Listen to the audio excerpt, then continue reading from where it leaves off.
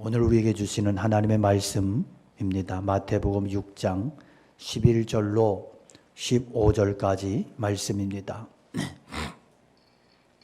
마태복음 6장 11절로 15절까지 말씀을 봉독합니다. 오늘 우리에게 일용할 양식을 주시옵고 우리가 우리에게 죄 지은 자를 사하여 준 것 같이 우리 죄를 사하여 주시옵고 우리를 시험에 들게 하지 마시옵고 다만 악에서 구하시옵소서. 나라와 권세와 영광이 아버지께 영원히 있사옵나이다. 아멘. 너희가 사람의 과실을 용서하면 너희 하늘 아버지께서도 너희 잘못을 용서하시려니와 너희가 사람의 잘못을 용서하지 아니하면 너희 아버지께서도 너희 잘못을 용서하지 아니하시리라. 아멘. 네, 오늘도 현장에서 또 가정에서 하나님 앞에 또 예배당에서 예배하는 모든 성도님들 위에 하나님의 신실하심과 풍성한 은혜가 함께 하시기를 축원합니다. 우리가 기도할 때 빠지기 쉬운 가장 큰 잘못은 자기 중심적이 되기 쉽다는 겁니다. 사실 우리가 아쉽고 힘든 문제들이 있어서 기도하게 되지 않습니까? 문제는 우리의 필요에만 집착하고 급급한 나머지 하나님께서 원하시는 것을 전혀 생각하지 못한다는 겁니다. 자신의 욕망에 사로잡혀서 하나님의 뜻을 잊어버린 기도를 하기 쉽다는 겁니다. 우리 사정과 우리 소원을 아뢰는 일에 급급해서 하나님께서 말씀하실 기회를 드리거나 그 말씀을 들으려고 하지 않는다는 거죠. 그러나 우리가 분명히 할 것은 기도는 나의 요구를 끝까지 관철시키는 그런 몸부림이 아닙니다. 오히려 기도를 통해서 하나님의 크신 뜻을 발견하고 거기에 우리의 뜻을 포기하고 그 뜻을 따라가고 순종하는 행동이 하나님께서 원하시는 기도인 것입니다. 물론 우리의 필요에 대해서 아뢰는 것은 조금도 잘못된 것이 아니지만 다만 바른 순서가 있습니다. 무엇보다 기도의 자리에 나아가서는 우리의 관심과 우리의 목표를 먼저 하나님께로 향할 것을 요구하십니다. 그런 후에라 우리가 필요한 것을 구하는, 그것도 하나님의 뜻을 따라 구하는 그것이 바른 순서임을 보여줍니다.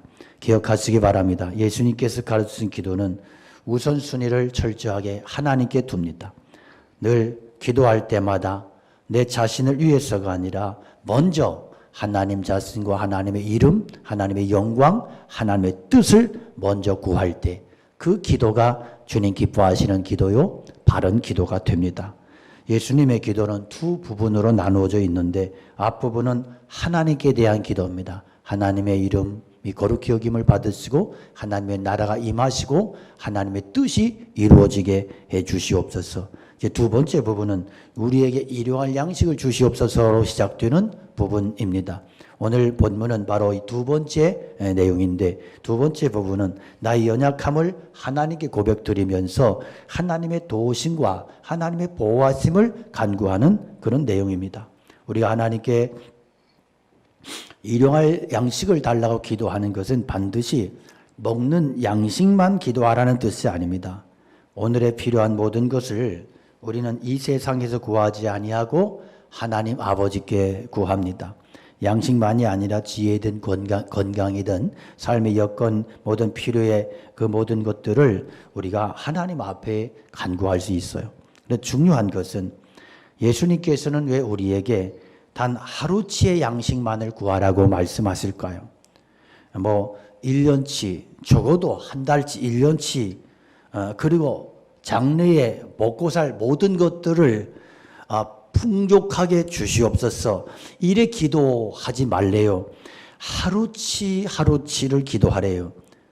그 이유는 두 가지로 생각해 볼 수 있는데 우선 중요한 하나는 우리는 우리에게 필요한 것을 어디에서 누구로부터 구하느냐 하는 것이 우리 신앙의 가장 중요한 아주 중요한 것이 된다는 거죠. 우리에게 필요한 것들이 많잖아요. 살아가는 데 필요한 것들이 얼마나 많아요. 그런데 세상 사람들은 이 필요를 세상에 준다고 생각하고 내 노력의 결과라고 생각해요. 그러니까 세상의 말을 듣지 않을 수가 없어요. 그러나 우리 그리스도인들은 물론 이런 것들을 우리가 세상에서 얻지만 이것을 주시는 분이 누구냐? 이것을 허락하시는 분이 누구냐? 하늘 아버지시다. 하늘 아버지가 허락하지 아니하시면 우리는 오늘 이것을 얻을 수도 없고 누릴 수도 없다. 이것을 믿는 사람들이 바로 그리스도인인 거예요.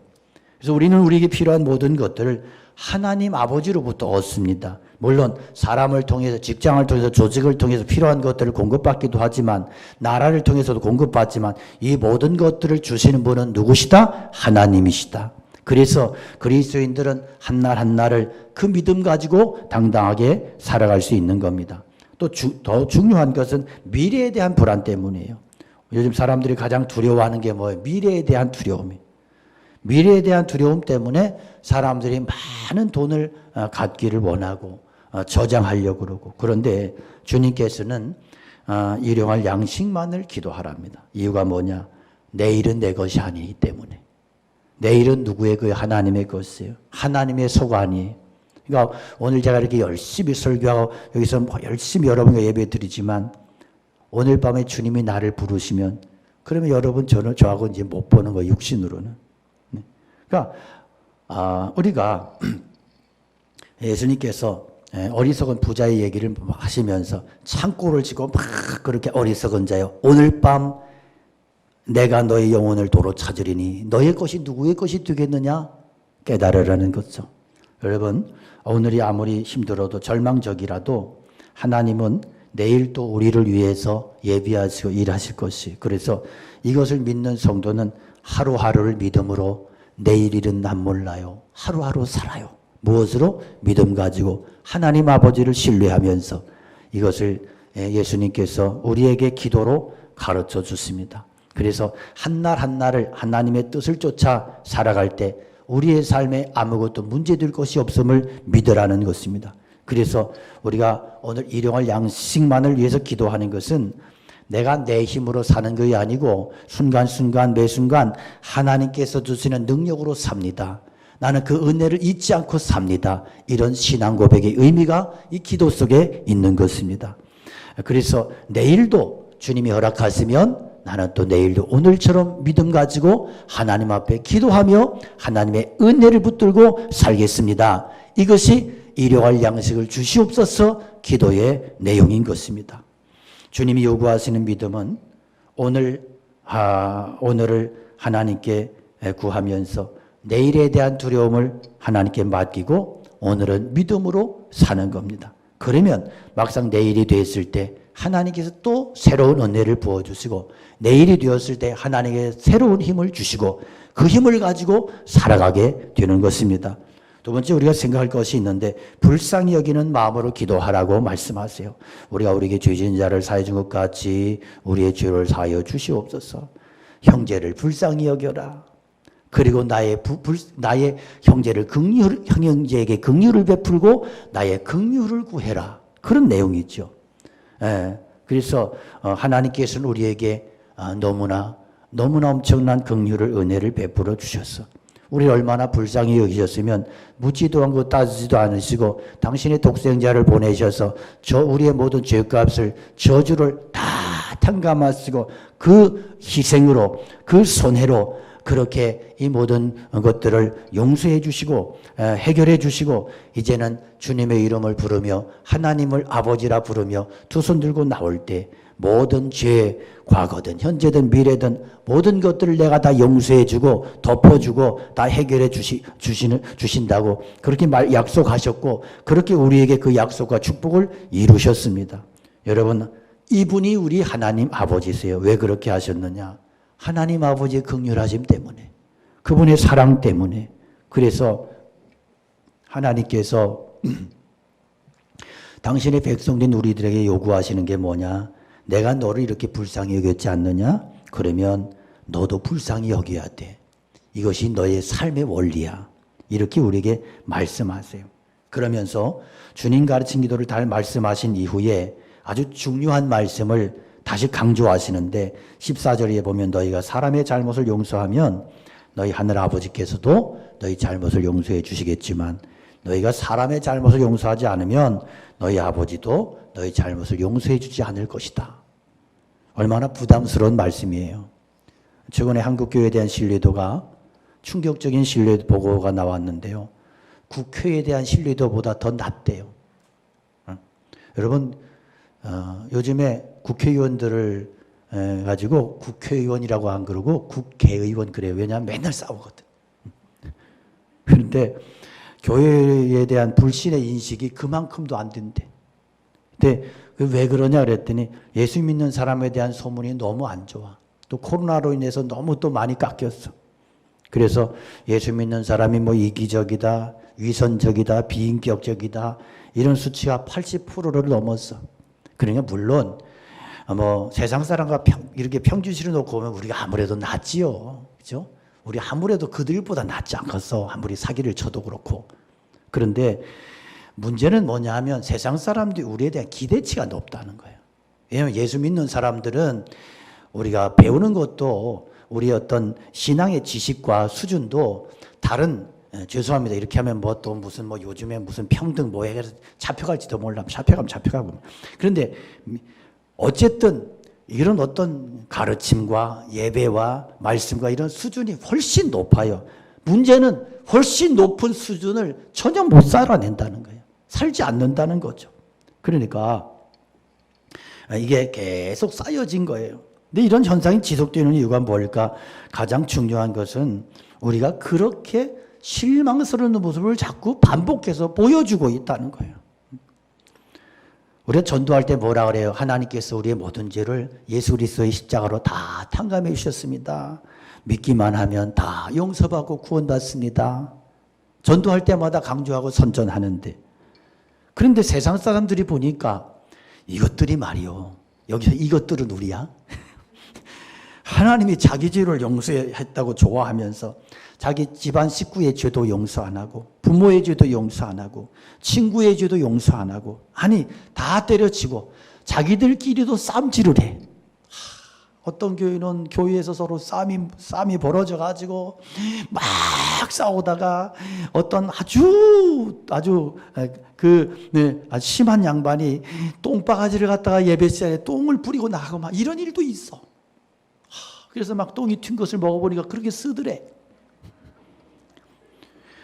세상 사람들은 원수를 맺었다가도 야 우리가 친구 아이가 그러면서 막걸리 한 퉁자 받아갖고 서로 막 풀어내는데, 예수 믿는 사람들은 풀지도 않아. 수십 년 동안 쌓고 주님 제가 용서할 수 없어요 이러고 있단 말이야.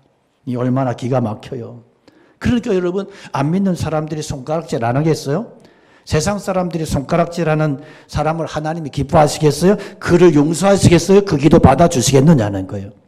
여러분, 우리 형제의 죄를 용서한 것 같이 할 때 용서하다고 하는 말은 잊어버린다는 뜻이에요. 마태복음 4장에 보면 예수님께서 지나시다가 이렇게 제자들을 불러요.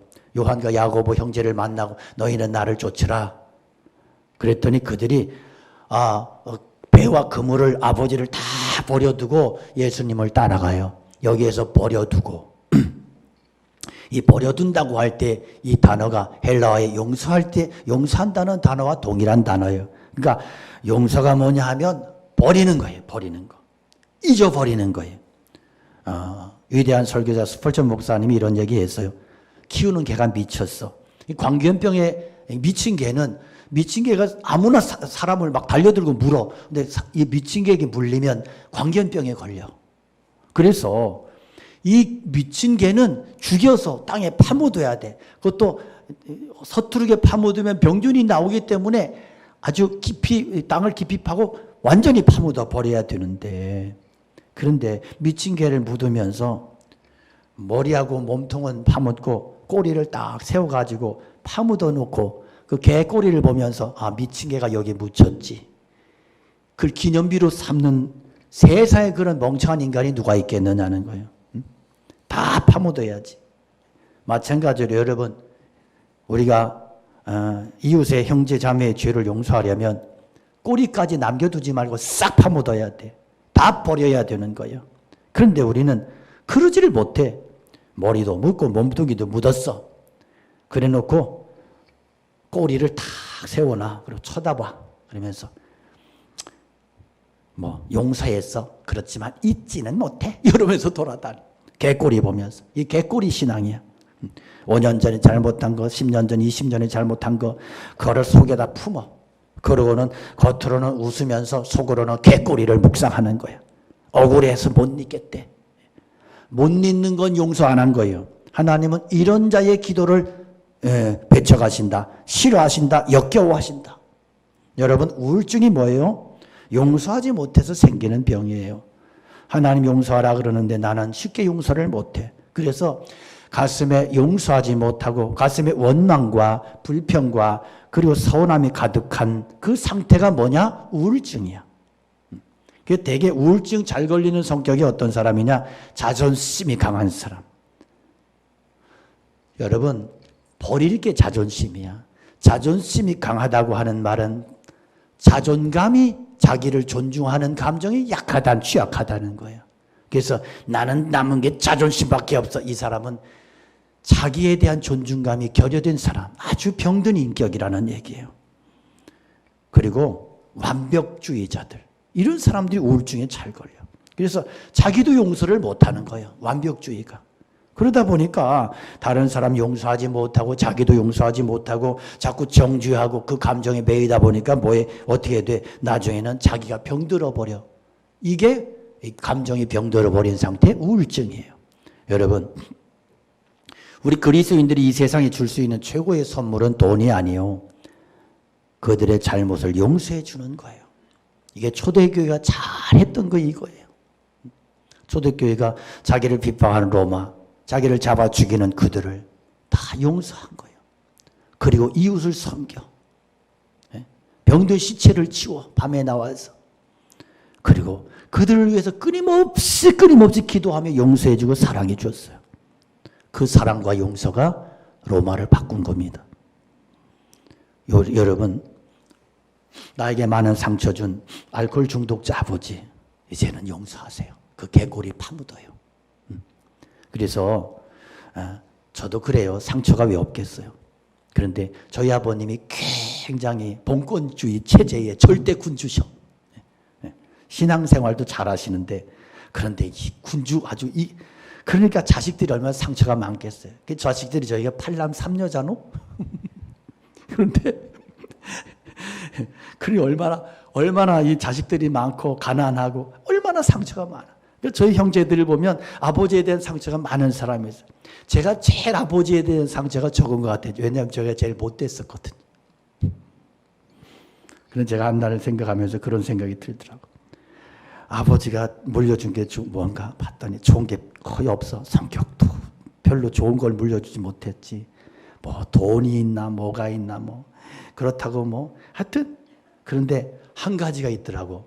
신앙을 물려주셨어. 그래서 제가 이거 하나면 충분합니다. 기도하면서 하나님, 가장 귀한 신앙을 아버지로부터 물려받았습니다. 아버지, 그래서 저는 아버지를 귀하게 아는 거예요. 그랬더니 상처가 상처되지 않더라고. 할렐루야. 여러분, 용서하셔야 돼요. 나에게 손에 끼친 그 사람, 나의 부모 용서하십시오. 예수님의 이름으로 용서하십시오. 그래야 나에게 미래가 있고요. 여러분, 용서 못한 사람들 계속해서 불행한 삶을 살고 그것 때문에 자기가 가장 먼저 피폐해지고 자기가 먼저 죽습니다. 주기도문 두 번째 부분의 특징은 하나님 앞에서 나의 연약함을 솔직히 인정하고 고백하는 것으로 되어 있어요. 또 한 가지가 뭐냐 하면 언제나 내 안에 죄성이 남아있고 하나님이 지켜주지 않으시면 언제라도 죄에 빠질 수 있다는 고백입니다. 우리를 시험에 들게 하지 마시옵고 다만 악에서 구하시옵소서. 그래서 시험은 뭐고 악이 뭐냐, 여러 가지 해석이 있는데 두 가지를 같이 해석하기도 해요. 하나님, 이것은 다 사탄이 우리를 넘어지게 하는 사탄의 세력이다. 그런데 어떤 분들은 이 시험과 악을 다르게 구분해서 해석을 해요. 시험은 사탄이 우리의 마음속에 좋지 못한 생각을 불어넣어서 넘어지게 하는 이런 내부적인 유혹이라면, 악은 나의 의사와는 상관없이 외부로부터 치고 들어오는 그런 사탄의 공격으로 보는 겁니다. 저는 두 번째 해석이 타당하다고 봐요. 우리 안에는 여전히 죄의 불씨가 남아 있어서 좋지 못한 여건 안에 이 좋지 못한 환경과 여건이 우리의 나와 이렇게 만나서 이 불씨, 내 안에 있는 불씨가 만나면 죄의 스파크가 일어나요. 예를 들어서 우리 안에 항상 음란한 성적인 것에 대해서 좋지 못한 본능이 남아있는데 음란을 저지를 수 있는 환경과 맞닥뜨리면 이 음란의 스파크가 일어나서 그냥 죄의 유혹에 그대로 넘어갈 가능성이 많습니다. 죄에는 용사가 따로 없습니다. 누구라도 걸리면 넘어간다. 그래서 요셉이 도망을 친 거예요.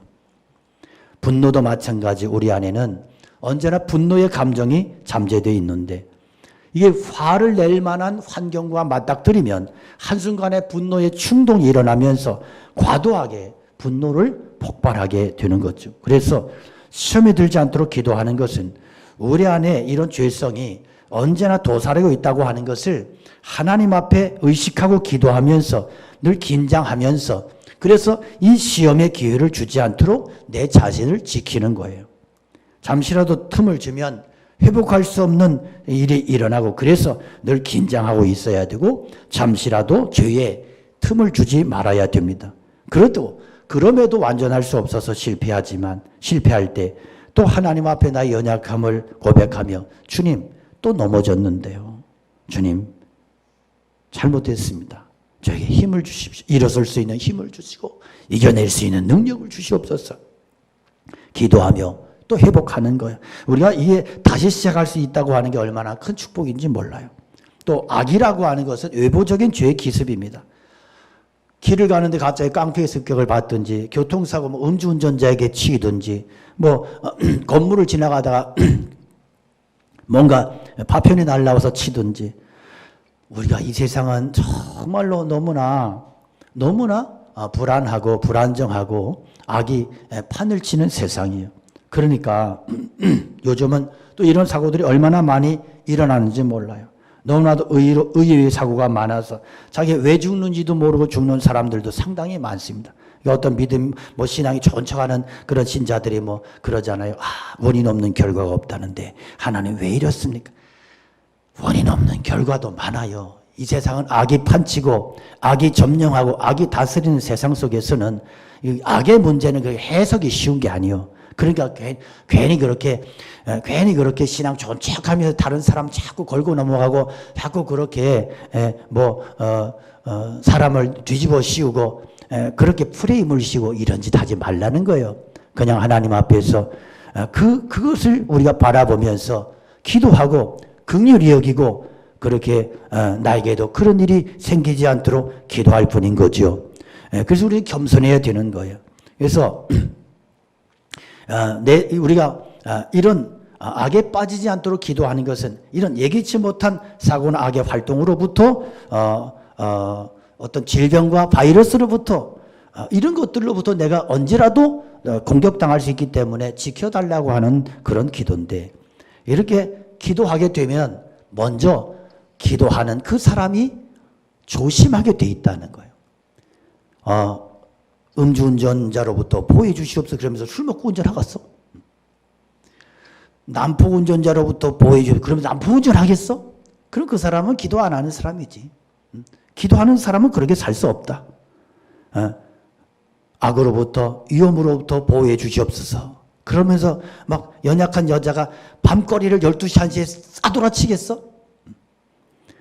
악으로부터 지켜달라고 기도하는 사람은 먼저 자기 자신이 악에 노출되지 않도록 노력하고 그렇게 힘쓰는 삶을 살 수밖에 없는 거죠. 그렇게 살아야 되는 거죠. 그래서 우리가 하나님의 나를 항상 함께 하시고 임마누엘 하시고 항상 지켜주심을 믿습니다. 그러고 동물원에 가서 호랑이 우리로 뛰어넘어 들어가가지고 믿습니다. 물려 죽지요. 그러니까 우리가 하나님 앞에 믿음을 허무맹랑하게 생각하면 안 된다. 믿음은 진지하게 신중하게 사탄이 마귀가 우는 사자처럼 돌아다니고 있다면 할 수 있는 대로 내 자신을 악으로부터 보호하기 위해서 깨어 근신하며 자신도 조심해야 되는 거예요. 이게 기도의 내용에 함께 포함되어 있는 거죠. 그런데 왜 하나님 주님께서는 우리에게 이렇게 기도에 소극적인 기도를 드리게 하시는가? 뭔가 좀 통 크게 말이죠. 하나님 너희는 이렇게 기도하라 하고 뭐 하늘의 영광, 주님의 이름, 뭐 주님의 권세, 뭐 이런 것을 하나님의 뜻 이런 것을 기도하라고 하시고 그리고 나서 너희는 빌딩 열치를 기도하고 11조 한 달에 1,000만 원 이상 할 수 있도록 기도하고 그렇게 기도하는 게 믿음이다. 이래 놨으면 아마 난리 났을 거요. 네. 그래서 주님은 그렇게 기도하지 말래. 그리고 너무 속 터지게 너무 소극적으로 기도하라고 말씀하셔. 그래서 막 번영의 신앙에 성공병에 걸려가지고 믿습니다 하는 사람들이 주님 가르친 기도를 무시합니다. 주님 가르친 기도 이 중요성과 이 정말로 소중함을 알지 못합니다. 그러나 여러분 그렇게 믿는 게 아니라는 거 예수는 기독교 신앙은 그런 게 아니라는 거예요. 이게 무슨 얘기냐? 하나님은 이미 우리 한 사람 한 사람에 대해서 당신의 선한 뜻을 선하신 계획을 우리 안에 두셨다. 우리 안에 이미 그 계획이 있다.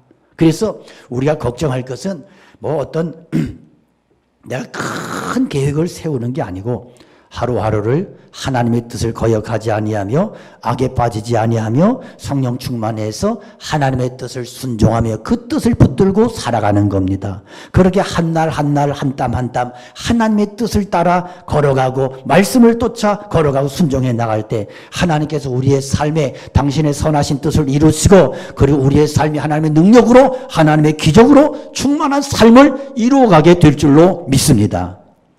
이미 고인이 되신 살아있는 순교자라는 별명 가진 그렇게 사셨던 리차드 범브란트라는 목사님이 계세요.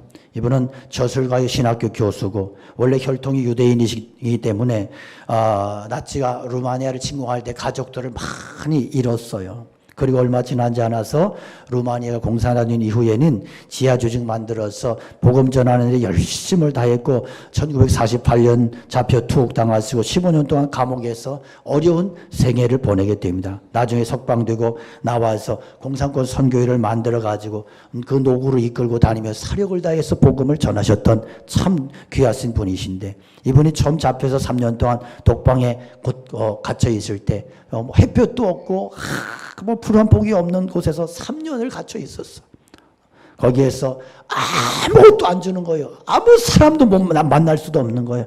종이나 연필도 아무것도 쓸 수도 없고 그 속에서 감자 껍질로 만든 그 스프 냄새나고 그 구역질 나는 그 스프를 먹고 일주일에 한 번씩 말라비 들은 빵 한 조각 주고 이것 가지고 연명하면서 그렇게 사는데 그것도 자주자주 끌려와서 끔찍한 고문을 당하고 매질을 당하고 그 속에서 견디시면서 믿음을 지켜내신 분이신데요. 이 공산주의자들이 범브란트의 정신세계를 파괴하고 영적 세계를 마비시키기 위해서 스프에다가 매일매일 마약을 타서 먹였어. 마약을 먹으니까 정신세계가 다 망가지고 파괴되고 기억상실에 걸려버렸습니다. 얼마 지나냐 성경 깡그리 다 잊어버리고 그 많은 책을 쓰고 읽었던 그 모든 지식이 딱 이렇게 잊어버려지고 다 날아가 버렸습니다. 이분이 14개 국어를 하는 유창한 언어학자였는데 모든 언어 다 잃어버리고 루마니아어 기본적인 단어 몇 개만을 구사할 수밖에 없는 그런 상태가 돼버렸습니다. 어느 날이었는데 저희 눈을 감고 하나님을 향해서 주님 가르친 기도문을 외우면서 기도하려고 그러는데 그날따라 하늘에 계신 우리 아버지여 그 다음에 생각이 안 나. 주기도문이 다 잊어버렸어. 다 날아가 버렸어. 너무 당황스럽고 너무 슬펐답니다. 그래서 이런 말을 써놓았어요. 나는 매우 슬펐습니다. 하나님의 아들이 이 기도를 우리에게 가르치시려고 하늘에서 땅에 내려오셨는데 내가 어찌 그분의 기도를 잊어버릴 수 있습니까? 그리고는 온매무새를 다시 고쳐잡고 하나님 앞에 머리 숙여서 이렇게 기도했답니다. 하늘에 계신 우리 아버지, 하늘에 계신 나의 아버지, 제가 주기도문 다 잊어버렸습니다. 하지만 하나님 아버지 제 마음 아시죠? 예수님 사랑합니다. 주님 사랑합니다. 아멘. 그렇게 마쳤어요. 그렇게 마약으로 인한 정신적인 암흑 상태를 2년이 넘도록 버티면서 처절하게 싸웠습니다. 그러다가 이제 이놈들이 공산주의자들이 마약을 이제 중단하고 그러면서 기억력이 조금씩 살아나고 어느 날 갑자기 주님 가르친 기도가 생각이 났어요. 하늘에 계신 우리 아버지 이름이 거룩히 여김을 받으시면 나라 임하옵시며 뜻이 하늘에 이루어진 땅에서 이루어지이다. 잊어버렸던 주기도문 단어가 하나씩 샘솟듯이 탁 솟아오르고 마치 기절했던 사람이 깨어난 것처럼 그렇게 이 모든 것들이 회복이 되고, 그래서 거기에서 그가 감격하면서 주기도문을 마음에 담고 한마디 한마디를 따라서 거기에 자기의 마음을 담아서 믿음을 담아서 하나님 앞에 기도하기 시작합니다. 그리고 주기도문을 골자로 자신의 마음속에 있는 모든 기도를 거기에 첨가하고 드리고 싶은 모든 이야기들을 그 기도에 담아서 하나님 앞에 매일매일 올렸어요. 그 회복된 주님 가르친 기도를 통해서 메말랐던 심령이 꽃이 피고 영혼이 다시 회복되는 놀라운 축복을 누리면서 그 혹독한 감옥 생활에서 마침내 승리하고 자유케 될 수 있었다고 고백을 했습니다. 여러분, 사탄이 성도에게서 마지막 빼앗고 싶은 기도가 주기도문이 아닐까요? 그만큼 이 주기도문은 우리에게 중요하고 사탄에게는 너무나 듣기 싫은 기도일 거예요. 여러분, 세상 얼마나 바빠요. 정신 차릴 수 없이 돌아가는 세상, 조금만 아침에 늦잠 자도 기도할 틈 얻지 못하고 허둥지둥 살아가야 되는 세상, 이게 우리 현실 아닙니까? 그렇다 하더라도 그렇게 시간이 없어서 그렇게 기도 드리지 못한다 할지라도 운전대 앉아서 잠깐이라도 머리 숙이고 하늘에 계신 나의 아버지, 주님 가르친 기도를 한마디 한마디 하면서 거기에 우리의 혼을 담고 우리의 믿음을 담아서 주님을 향한 사랑을 담아서 뜨거운 열정 담아서 하나님 앞에 이 기도 올려드리면 그날은 기도 없이 시작한 하루라는 그러한 딱지는 붙지 않을 겁니다. 이 기도를 들으시고 하나님께서 우리 형편을 따라 넉넉한 풍성한 은혜를 부어주실 줄로 믿습니다. 주님 기도는 끝이 나라와 권세와 영광을 하나님께 드리는 것으로 끝이 납니다. 나라와 권세와 영광이 아버지께 영원히 있사옵나이다. 나라도 권세도 영광도 하나님의 것입니다. 이것은 결국 우리 신앙의 목표를 나타내는 거예요. 우리는 내 자신의 성취를 위해서 사는 사람이 아니요. 한국교회가 회개할 것은 너무 인간 개인의 형편, 개인의 소원, 개인의 모든 소원과 계획을 만족시키는 것이 기독교라는 이런 정말로 말도 안 되는, 이런 정말로 그런 안타까운 그러한 모습으로 거기에 성도들이 매몰되고, 그래서 하나님의 영광이 아닌 자기 영광을 취하고 하나님의 영광을 위해서 아닌 자기 영광을 위해서, 목사들도 마찬가지요. 자기 영광 위해서. 그러다 보니까 하나님의 영광은 온데간데 없고 인간의 이름과 인간의 욕망과 인간의 모든 것들이 판을 치는 이런 안타까운 이 세상, 이런 안타까운 신앙에 오늘 우리들이 영향을 받고 오늘 우리의 모습이 그런 영향을 받았다면 여러분, 주님 가르친 기도를 통해서 우리의 신앙이 회복되고 우리의 믿음이 거듭나고 우리의 모든 영적인 하나님을 향한 영성이 새로워질 수 있기를 간절히 원합니다. 하나님의 나라가 나를 통해서 완성이 되고 모든 권세 하나님께 돌려드리고 모든 영광 하나님께 돌려드리는 주님의 이름이 높임을 받으시는 그 삶이 오늘 우리가 살아내야 되고 우리가 기도해야 되고 우리가 추구하고 간구해야 되는 기도의 내용이요 삶의 내용인 것을 기억하시기를 축복합니다. 우리가 주기도문 안에 들어있는 정신과 원칙과 그리고 주님이 요구하시는 귀한 진리들을 마음에 담고 그렇게 살아갈 때 잊어버리지 아니하고 적용하며 살아갈 때 우리의 삶이, 우리의 기도가 훨씬 더 능력 있고 풍성해지고 하나님께 존귀와 인정과 칭찬받는 하늘의 축복을 살아가는 권능의 인생들이 다 될 줄로 믿습니다. 말씀 기억하면서 우리 함께 찬양 올려드리겠습니다.